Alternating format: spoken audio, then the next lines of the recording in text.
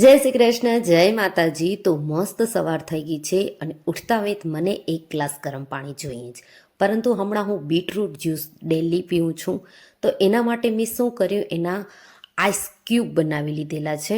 તો ડેલી મને જ્યુસ બનાવવાની કોઈ જ ઉપાધિ નથી હોતી. તો બસ પાણી ગરમ કરો, આઈસ ક્યુબ રાખો અને તમારો જ્યુસ તૈયાર છે. જો તમને ટ્રાય કરવો હોય તો એનો અલગથી વિડીયો મેં મારા ચેનલ પર રાખેલ છે, તમે જોઈ શકો છો.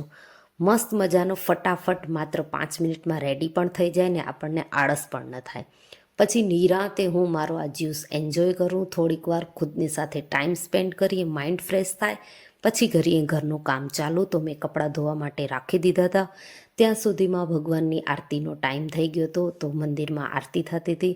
થોડીક વાર માટે એ પણ શાંતિથી સાંભળી અને પછી સાંજે ધ્રુવેશભાઈને પગમાં થોડુંક લાગી ગયું હતું. તો એને મલમપટ્ટી કરી.